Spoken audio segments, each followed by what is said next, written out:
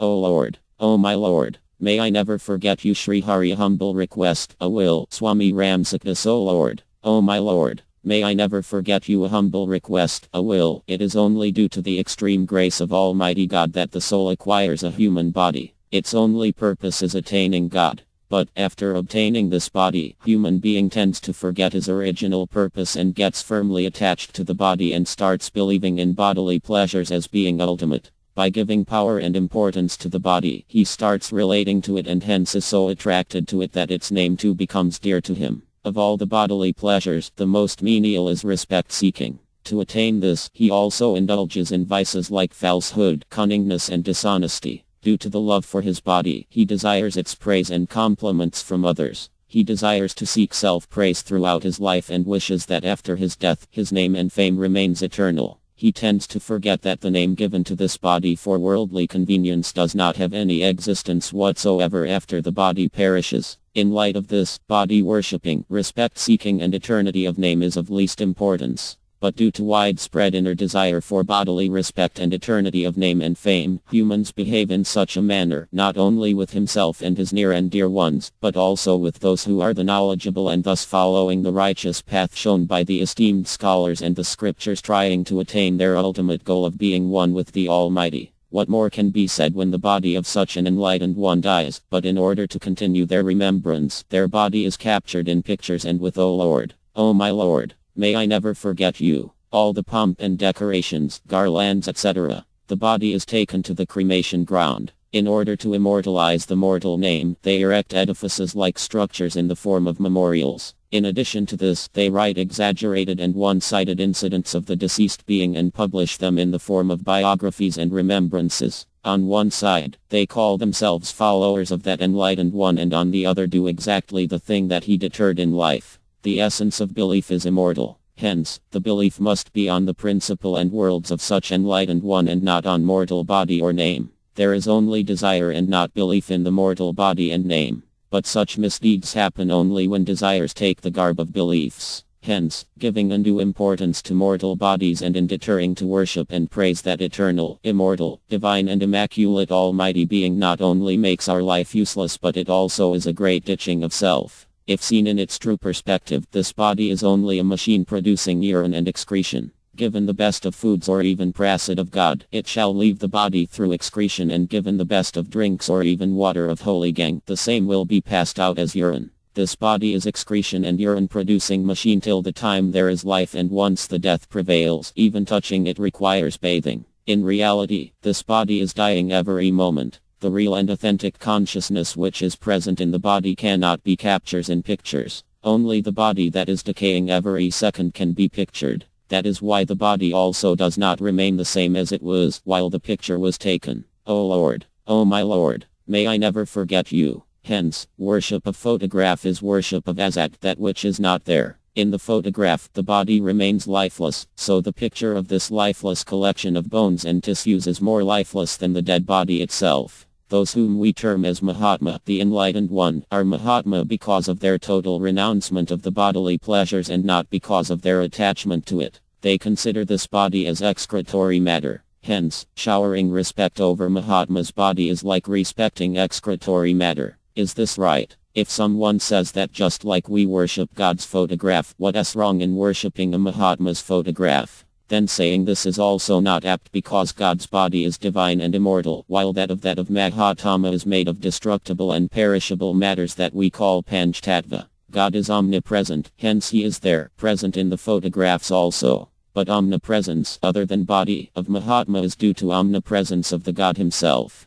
God encompasses all the Mahatmas. Hence worship of God includes worshipping of all the Mahatmas. Hindrance shall be created in worship of God if the body and photographs of Mahatmas are worshipped, and this is strictly against the very principles of Mahatmas. A Mahatma has come to this world to guide the people to God and not towards himself. The one who guides the people to himself, for worship, is anti-God. In fact, a Mahatma is never limited to a body. Actual biography is the one which depicts factual matters, meaning which puts forth the good and bad facts, virtues and vices of life in a most truthful ways. Only O Lord, O my Lord, may I never forget you. The person himself can know the factual incidents of his life. Others shall only derive estimates about it as per their own intellect, and this is often not true. The biographies that are written nowadays more so hides the faults and vices and depicts only unwarranted virtues. Hence they are actually not the factual, complete and real depiction. In fact, where can we find a better biographical character sketch of any other than Maryada Purushottam Sri Ram?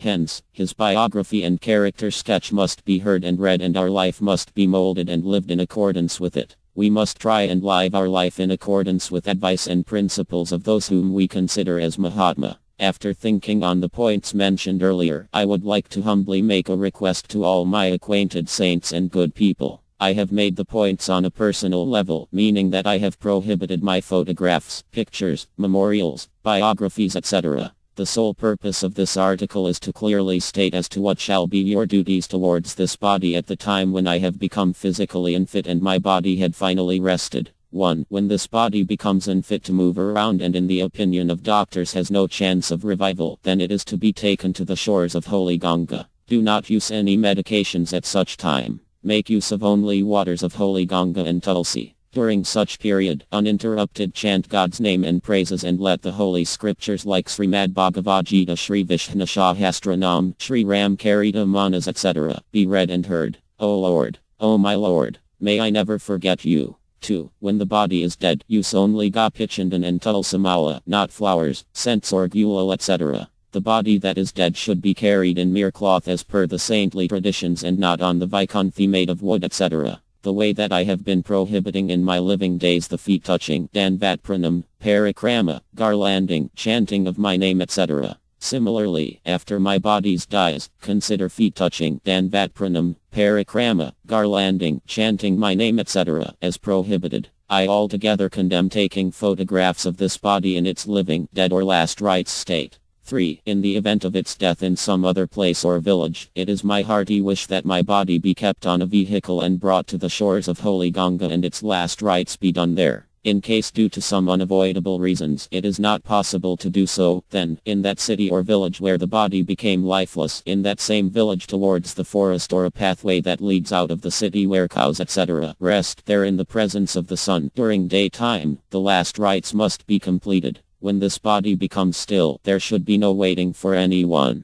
After the last rites, only devotional songs and loud chanting of the Lord's name, divine name repetition, Nam Japa, etc. alone should be done, and the last rites must be completed with absolute simplicity. O Lord, O my Lord, may I never forget you. 4. During the last rites, all the utilitarian goods, clothes, shoes, etc. should all be burnt with this body, and the avashishth things, books, kamadalu, etc. should not be kept in prayer room or in the form of remembrance at all. Rather, these must be put to use samaniya. 5. The place where this body's last rites are done, nothing should be created there in the form of a memorial, to that extent that I even object to you placing stones, etc. in that spot. As the place was before the last rites, it should once again be the same after last rites. After the last rites, the ashes and all other avashishth things should be offered into Gangaji. Neither Gaushala, cow protection shed, school, chikitsala, etc. or any service organization must not be formed in my memory. While the body was living too, I have not encouraged and built any structures, buildings, etc. for me, and for this I have not inspired anyone either to do so. If any individual, anywhere, shows a building as being created due to an inspiration from me, then consider that to be entirely false.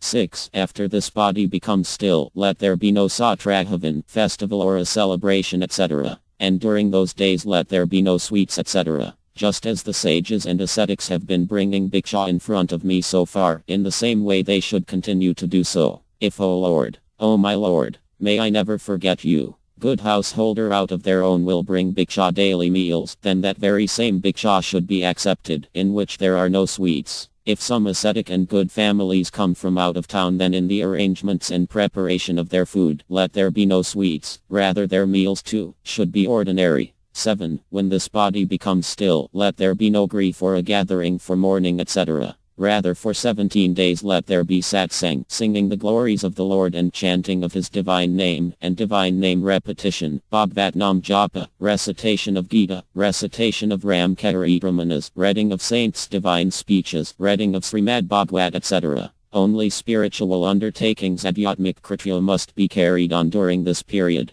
In Sanatana Hindu Sankriti, Hindu culture, during these days, these above Kritya are considered to be main. 8. When this body becomes still, on the 17th day or any other occasion, if some gentleman wants to give money, clothes, etc. or anything as a gift, then it should not be taken. In other words, there should be no gifts accepted from anyone, of any kind whatsoever. If someone says that we donate a certain amount to the temple, then consider this sort of thing to be useless. You must object and oppose this person. If a person sends any gift from some other place, through anyone, then it must not be accepted at all. Rather, refuse it entirely. Not only must no gifts be taken from anyone, but there, O Lord, O my Lord, may I never forget you, should also be that alertness, that caution, to not give sheets, rent money, etc. to anyone. When there is objection to taking or doing anything for 17 days, then what to speak of annual events, etc. These are all to be understood as something that I object to. 9. When this body becomes still, anything related to this body, any incidents, smriko remembrance, etc. must not be revealed in any form. Lastly, I humbly request all those saints and good family members that I have come in contact with, that those things that I have objected, they should not be done in any situation or circumstance. When this body becomes still, the actions and conduct that is opposed to what I have shared, or any form of arumants vivid, opposition virad, differences of opinion, fights, frivolous controversy vitandavad, etc., by introducing an inexpressible state of achiniya, he should not become a sinner or a partner in the sins. Rather, with total steadfastness, love, simplicity and mutual trust, and relating without any deviousness, following the previous instructions, reciting and chanting the holy name of God, the final rites must be completed. Whenever and wherever there is an opportunity, the instructions provided with regards to this body should be followed by all those associated that are present at that time. During my lifetime, through my body, speech, mind, knowingly, unknowingly, if anyone experienced, O Lord, O my Lord,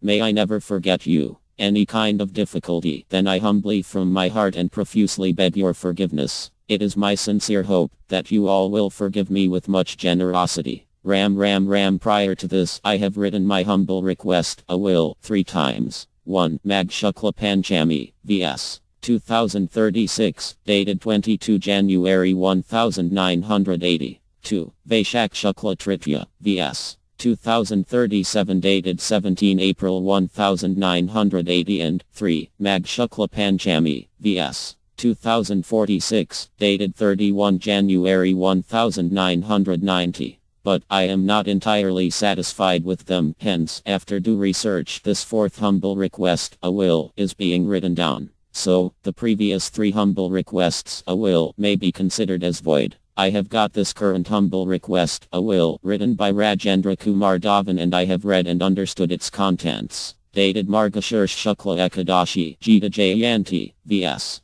2054, dated 10 December 1997. Ram.